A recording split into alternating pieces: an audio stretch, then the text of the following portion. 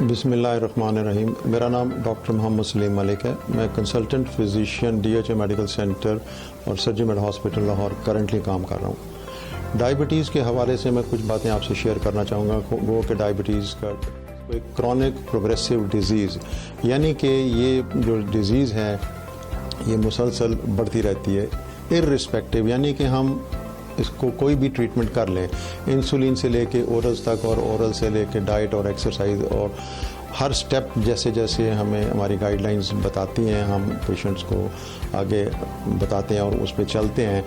بیٹا sales جو ہمارے ہیں دے کیپ آن ڈیٹیریوریٹنگ، یعنی کہ ان میں جو ڈیٹیریوریشن ہے بیٹا سیلز کی جو انسولین پروڈیوس کرتے ہیں وہ 4 to 5%، 4 سے 5% پر ایئر وہ ڈیٹیریوریٹ ہوتے رہتے ہیں. اب آپ یہاں پہ ایک سمجھنے والی بات یہ ہے کہ جس دن ایک پیشنٹ کوئی ہمارے کلینک میں یا چیمبر میں آتا ہے and the day he is diagnose اور شی از ڈائگنوز، یا جس دن اس پیشنٹ کی تشخیص ہو جاتی ہے کہ اس پیشنٹ کو ڈائبٹیز ہے، تو 50% اس کے بیٹا سیلز ناک آؤٹ ہو چکے ہوتے ہیں. یعنی کہ 50% کے بعد جب وہ پیشنٹ ہمارے پاس آتا ہے اس کے انسولین پروڈکشن سیلز جو ہیں 50% آؤٹ آف آرڈر ہوتے ہیں. اب ہمارے پاس 50% سیلز ہوتے ہیں جن کے ساتھ بیٹا سیل، جن کے ساتھ اس نے اپنا باقی کی زندگی گزارنی ہے.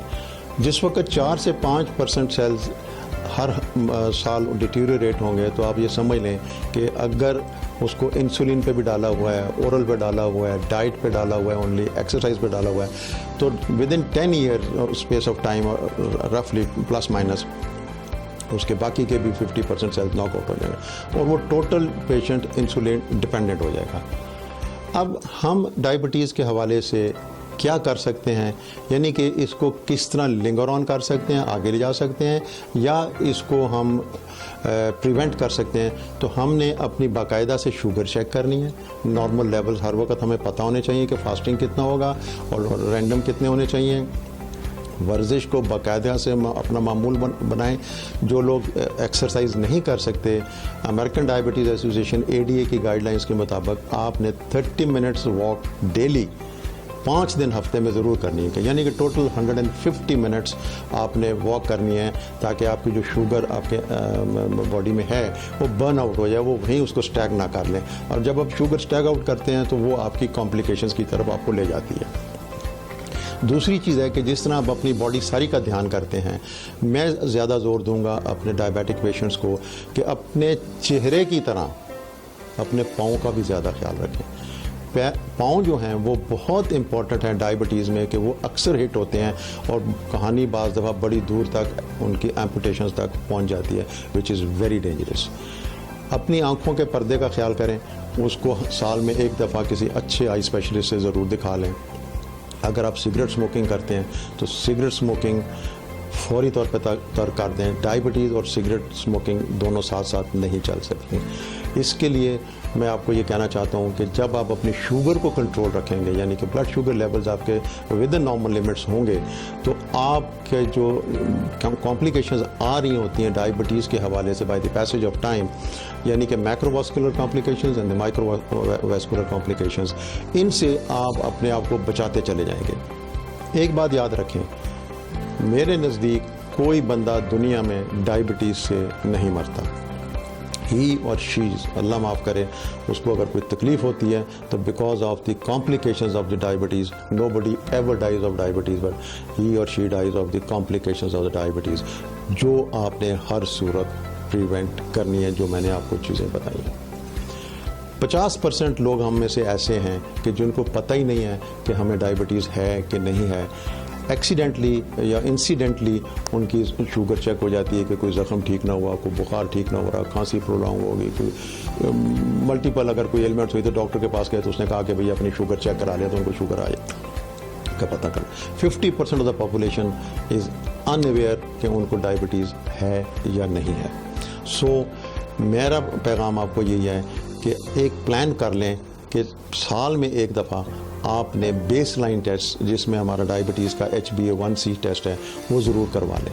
اس سے آپ کو اپنی مانیٹرنگ ہوتی رہے گی کہ وہ نارمل گرے ایریا میں آ رہا ہے یا نہیں آ رہا, یا کوئی علامات آپ کو آ گئی ہیں, پیاس زیادہ لگنی شروع ہو گئی ہے, ویٹ لاس آ گیا ہے, آپ کو پیشاب زیادہ آ رہا ہے, بھوک زیادہ لگنی شروع ہو گئی ہے, ان نیسیسری ایجیٹیشن ہے, اپنے ویٹ کو کنٹرول رکھیں, سٹریس کو کم سے کم کریں, کیونکہ سٹریس میں بھی یہی ہوتا ہے کہ اس میں بھی آپ کھاتے بھی زیادہ ہیں, اوبیسٹی بھی, بعض لوگ کھاتے زیادہ ہیں اور اوبیسٹی بھی ہو جاتی ہے, اور وہ بھی پھر وشیس سرکل میں ایک بندہ پھنس جاتا ہے. جو diabetes, obesity and the complication they go together, جو کہ خطرناک ہوتی ہیں. چلتے چلتے آج کل کے سینیریو میں جو گلوبلی ایک مصیبت میں ہم لوگ ساری دنیا پھنسی ہوئی ہے, خالی پاکستان نہیں ہے, سارا زمانہ پھنسا ہے, that is the COVID-19. COVID-19 ایک ایسا وائرس ہے تو نہ تو وہ ہمارا دشمن ہمیں نظر آتا ہے, نہ ہمیں اس کا کوئی پتہ لگتا ہے کہ کہاں سے آ گیا ہے.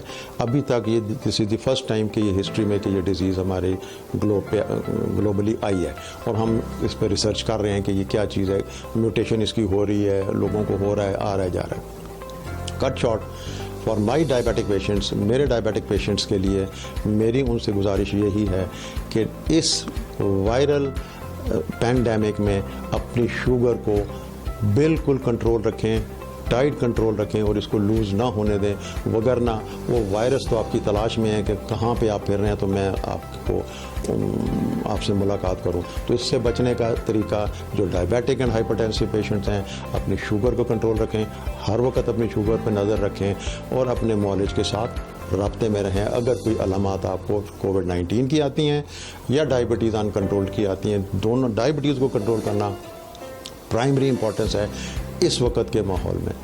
تھینک یو ویری مچ اور خدا حافظ.